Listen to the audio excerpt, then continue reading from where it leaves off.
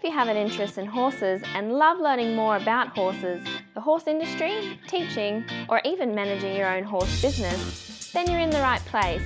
We would love you to join us on our mission, which is to improve the lives of horses around the world through the education of riders, handlers and trainers. So get comfortable, listen in and enjoy. This is another of our popular Listener's Choice interviews, which we're playing over the weekend. We've chosen the most popular interviews for you to select the Listener's Choice winner. If you're not sure how the Listener's Choice competition works, have a look at horsechats.com/choice for the rules and the leaderboard. Today I'd like to introduce you to Wendy Barker. Wendy in the past has been an eventing and show jumping rider and coach, but now she's focusing on dressage. So she's a dressage specialist, competitor, trainer, coach and coach educator.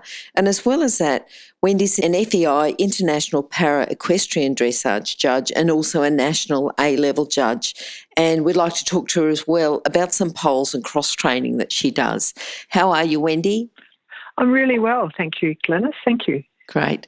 How's the weather over there in Western Australia? Is it warm? We're pretty lucky. We're having beautiful riding weather at the moment, so Good. Lots of people getting in lessons before Christmas while the weather's good. Yep, getting ready for next competition season. Wendy, what's your favourite quote? I have lots of favourite quotes. My most favourite would probably be de la Guerinière, a guy who lived some centuries ago. Mm-hmm. He invented the shoulder in, and his quote is, "Every lesson should begin and end in shoulder in." That may be a paraphrase, not a completely correct quote, but that's the idea of the quote. Okay. I haven't heard that particular one before, but I certainly know that, shoulder in is a good training exercise. So, hopefully someone picks up something from that. Yeah. Wendy, when did you first start with horses? Do you remember your first memories of horses, riding, anything at all? Yeah, look, I didn't come from a family who was interested in horses or had any knowledge of horses, so I just sort of got in any little contact with horses that I could at every moment. I always went the long way to school at both schools in Perth and in Bunbury that I went to. I would always go the long way around so I could always pat a horse before I went to school every day and just begged and borrowed rides whenever I could. But I didn't really start my serious riding career until I'd finished university, when I actually could afford to keep my own horses. So I did sort of ride borrowed horses, various horses that taught me lots of different things before then, but to start having proper lessons, that didn't really start until I was 21. So, And I sort of thought, it's too late, I'll never really probably get that far. But, it's one of those sports you can keep doing for a long time, which is great. So there's plenty of time to get those 10,000 hours of practice in. Yes. And did you keep going then right through university, or did you ever have a break? Well, I have a number of postgraduate qualifications that I've done since then, but I just did a degree and a dip ed, and then I went teaching. And so I did 4 years, and then I've just found through my life if I work for a while, then I start to feel like I need to do some study again, and then I'll have a break after that, and then so I've just sort of keep coming back and doing something else. And I think it's important to keep your brain kind of stretched a little bit. Definitely. Yeah. Wendy, if someone came to you and said that they were looking for staff, looking for someone to work with horses, what sort of person would you be looking for? What sort of character traits would they have? Or what, if you're going to recommend someone to work for them, what sort of character traits would they have, or core skills? I guess depending on what kind of horse work they were going to do, if they weren't going to be riding, you'd still need some of the same characteristics as you would want for someone who wanted to become a full-time rider. But I think in every case, patience is really important, and observation. If you're going to be a really serious rider, you need to have good reflexes, and you need to have excellent coordination. I had someone years ago say to me, I've brought my daughters for riding lessons because they're not very good at other sports. They're not very coordinated. And my heart sang because you need to be so coordinated to ride horses well.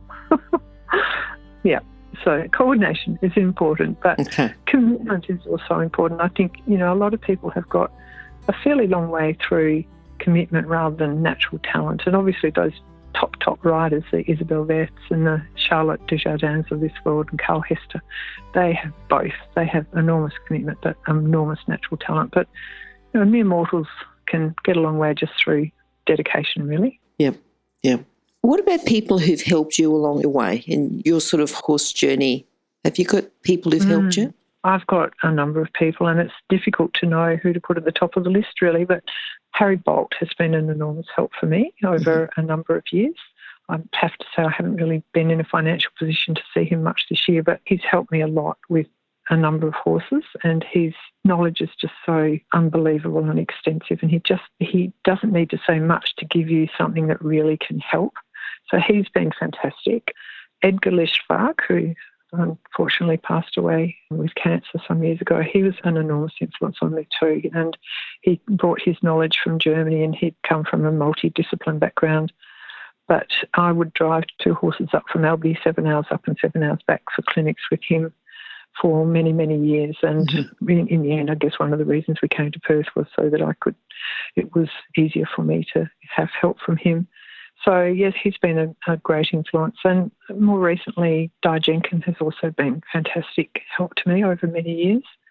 Christopher Bartle, I've had help from here, and I've had help from in Yorkshire. And I just love the intellectual approach that he brings to the whole sport. And I use a lot of phrases and ideas from all of those people.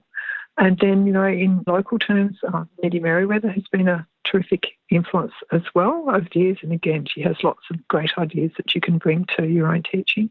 And a good friend of mine helps me now, and that's Chris Thompson. And she's my eyes on the ground, and she's terrific. She's often there for me at a show to just help me before I go in, because I'm one of those people who tries too hard and gets a bit intense, and it's really nice to have my friend and eyes on the ground there to help me. So, yeah, there's probably some other people as well, but they would be probably the major influences.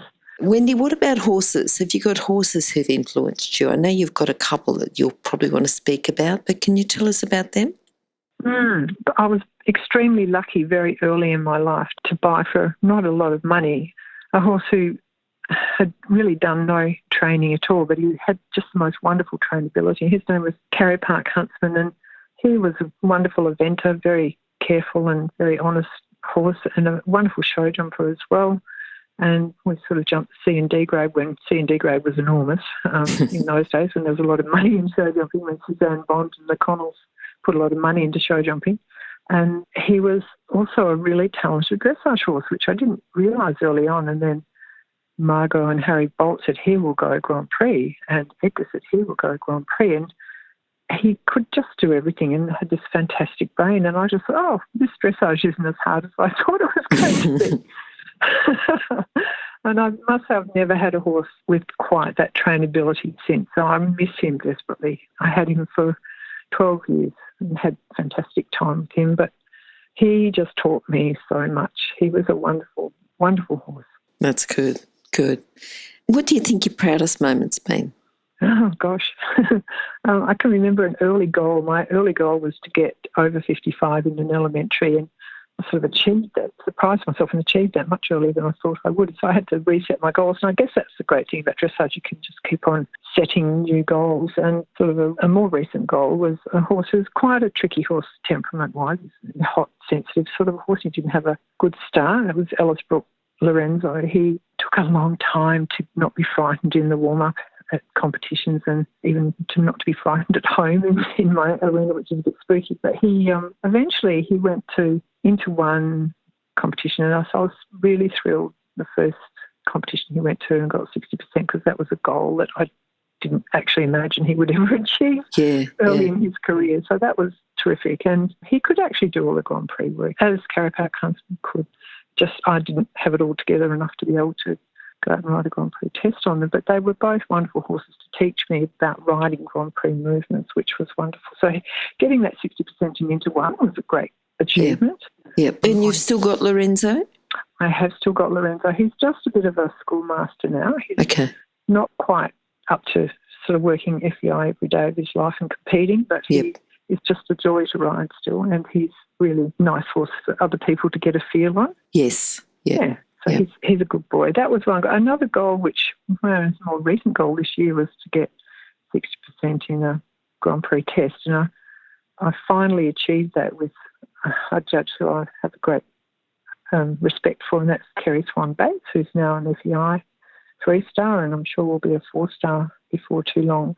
A wonderful rider, trainer and judge, and to get 60% from Kerry was a fantastic achievement, and that was on the lovely Ellisbrook Hermes, who I didn't start, but who I have sort of taken to Grand Prix this year, and that's been a wonderful goal that I always hoped to achieve and never thought I would. So, yes, good. I've been very lucky to be able to realise some of my big goals. All right. I'd like to ask you about, because you are an A-level judge, so you're out there, you're judging. I'm sure there's been times where you think, if I could only give this person a lesson on how to improve their scores. What do you think the most common, it's not really a problem, but most common time where riders almost throw away marks, and then how can that be fixed? I think it could be two things, really. It depends a little bit on the level I'm judging. If I'm judging some sort of prelim novice type test, it might be one thing. If I'm judging FEI, it might be another. But certainly, unless you're judging those internationals, and I have to say, judging international paras, the best international paras, there is nothing you can tell them. They are just doing an amazing job. But for those of us who are more mere mortals, I think it's probably the having a better outside rein, having the horse more on the outside rein and being less dependent on the inside rein. Mm-hmm. Certainly if we're talking about those people who are prelim novice and hoping to get to elementary, often suppleness. And we see that when the horses get to elementary, if they haven't got that suppleness in their novice work, they really will find that elementary work quite difficult. Mm-hmm. So, yeah, two things, I guess, outside reins and suppleness. Wait, can you hear anything? No? That's because we're waiting for someone with a good quality horse product to be advertised here.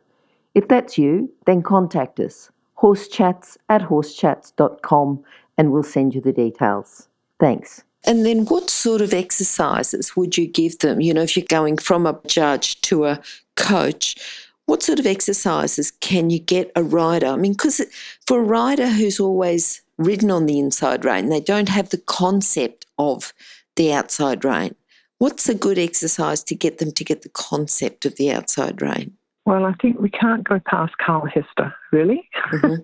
And Carl would say, use the leg yield. And I watch him and Charlotte using leg yield at international events at Aachen, at Hartpury, and at other European venues. Yep. And they just use leg yield just before they go in and do a Grand Prix test. And I use it a lot myself, and I use it a lot in the training because it improves the suppleness through the back and it improves the outside rein. So it's a great fix-all, and I think it's a great thing to do in your warm-up. Like the shoulder in, it might not really start with a shoulder in, but often a little bit of leg yield can help to get the horse better in the back and better into the outside rein.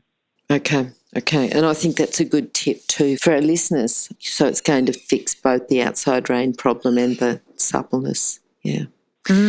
All right. Now, I know you've been doing a lot of work with poles and, for cross-training the dressage horse. Can you talk to us about a couple of different exercises you'd use with poles and when you'd use them? Well, there are just so many. There are so many different exercises you can do, and it really depends on where the horse is at. It also depends on whether you're trying to get the horse to just be more calm and relaxed and focused on the rider, in which case you'd use quite simple exercises. You might go from one pole, and I see inexperienced people going from one pole to two poles. Big mistake, because horses then get quite confused. Should I jump this or should I step through them? So you should not go from 1 to 2. You should go from 1 to 4, so it's clear for the horse. So something really simple like that. If the horse is the opposite, they have been around a bit and they're finding 20-metre and 15-metre circles in trot and canter a little bit uninspiring, then you might use some quite difficult exercises for them. And again, depending on their balance and their level of training, you can do something simple like put a 20-metre circle with a pole on each tangent point at each quarter of the circle and ask the rider to canter over that. You can make that quite simple by just asking to stay on the correct canter lead and stay in canter until they can get a good spot to each pole, or you can get them to start counting, and counting over 4 poles might be too difficult for some people. They may need to start just with, say, 1 on each centre line and just count because not counting the stride over the pole is a challenge for less experienced riders. So you can play around with that, and then you could make that a bit smaller. Really experienced horses have a Grand Prix horse, and we played around with doing that in counter-canter. Now, that was a really good exercise to keep him interested. So counter-cantering a 20-metre circle with 4 poles, quite difficult. So you can make these things very simple or quite difficult. So that would be one example. There are lots of others where you can make a box with 4 poles and 4 hats in each corner, and you can canter a 20-metre circle around that. You can thread through between the corner hats and the poles and make it a 15, then you can come in and do a half 10 or a full 10 inside the box. You can play around with doing that on both reins and trot through on straight lines, so down the centre line or across the EB line, using the poles just as trot poles. There's many, many different things you can do just setting up one exercise if you're just setting it up in your own arena just for yourself. Mm-hmm. You talk about cross-training for the horses, but also for the riders too, just to get them thinking about something else as well. Look, I think it helps a lot with accuracy as well. If the rider's having to learn to count in, because I did quite a lot of eventing and show jumping, I could always count into a point. So it helps if you have to make a counter halt to do a rein back or something in an FEI test, or just a trot halt even, so that you actually get as accurate as your horse can be given his level of training. You can't adjust a novice horse into a halt in the same way you could adjust an advanced or a Prix St George horse into a halt to make the halt right at the marker, but it can certainly help with accuracy as well. And that always gets you that extra mark in the test. Yeah. No, that's good. Okay, Wendy, what do you think your biggest challenge has been? I guess for me the biggest challenge is time, because I have a full-time job and I coach and I ride and I do my own stables and I judge and I travel as well to judge and coach. So, just fitting everything in and just being efficient about things is either that or win lotto so I can have someone come and give me a hand. Having 3 horses and a full-time job it's a stretch. It's a stretch sometimes. Yeah. Okay. And I know you've got a library full of books. Have you got one in particular that you'd like to recommend? Oh, I could recommend so many. And over the years, I've had a different favourite. But apart from the German National Equestrian Federation Principles of Riding and Advanced Riding, those 2 amazing books that everybody should have on their shelf. One that perhaps not so many people would have would be a book by Artur Kotasch, who is a wonderful Austrian trainer who was the head rider at the Spanish Riding School of Vienna for a very long time. And I've seen him over, I think, 35 years. I've watched him there work for a week with the horses. And his book just has so many wonderful little nuggets of wisdom in it that some of which have What's the name of the book? In my training. Yeah. The book is called Kotasch on Dressage. It's Kottass, Kotasch on Dressage. And it's a beautifully appointed book with magnificent colour photos of his 2 daughters riding beautiful horses. Okay. Perfectly. Good. Well, I'll keep my eye out for that one. Yeah. Yeah. And remember, you can find all the books recommended by our guests at horsechats.com/books. You can have a look at the guest page for the individual book they recommended, or just look at the recommended books by order of popularity at horsechats.com/books. Wendy, what are you looking forward to? Well, I have an exciting young horse. His name is Ellisbrook Da Vinci. I brought him from Germany. I flew over and rode him over there in January when it was bitterly cold. Yes. A couple of years ago. And he's, like so many horses who come from Europe, he really was only familiar with an indoor arena and always had other horses in there with him. So it's been an enormous culture shock for him to come to Australia and have kangaroos and gum trees waving in the breeze right next to his arena. And riding on his own a lot of the time because I don't have anyone else's horses here, only my own.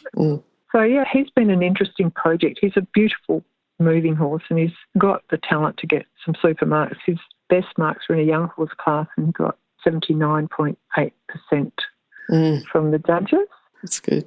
But he could get more marks if he was just a little more confident. He's just not a terribly brave horse. But I'm hoping this year that he will just be that little bit braver each year, a little bit braver. And I'm hoping to get some good scores on him this year. Good. So here's my project for the coming year.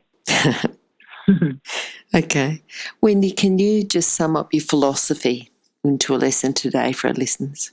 Again, probably there's two things that I would like to say. And one is that with horses, if you can use collaboration, not confrontation, you can get a lot further. And that's not to say that you should let horses do as they choose, but you have to find the middle ground so that you keep the trust. And that's something Ed Glenys used to say all the time. Trust is such an important ingredient with horses, and it's two ways. That you need to trust them, but they need to trust you. And the best way to get a horse to trust you is to be very consistent, to have one rule book that you use, whether you're riding in the bush or you're riding over jumps or you're riding in the school doing a test or doing some training. So if you can get that trust, then hopefully you can use collaboration to progress your training rather than confrontation. Okay, good. Okay, Wendy, how can people contact you? I do have a website, which is www.Ellisbrook Training Centre, and I have a Facebook page, which is a public Facebook page as well, which is Ellisbrook Training Centre again. Or they can contact me on 0409 065 3045. Yeah, so my mobile is never too far away, so you can always give me a call if that's how they want to contact me. Okay, and those contact details will be on your page at Horse Chats as well, which will be horsechats.com/Wendy Barker. Terrific. Okay. That sounds good. All right. Thank you, Wendy, for talking to us today. I particularly enjoyed the exercises that you did with the poles, and hopefully people can use poles and a bit of cross-training for their dressage horse to help them improve. Thanks very much for the opportunity to talk, Glenys. I enjoyed it. Thank you. Bye. Bye-bye. Now, if you're still there, you probably know that I'm absolutely passionate about education within the horse industry. That's why I host this podcast. My other venture is Online Horse College. Have a look now at onlinehorsecollege.com and I'll see you over there. Remember that our comments and instructions are general in nature and do not take into consideration your individual horses or your individual ability and circumstances. If you enjoyed this podcast, then please leave your comment below.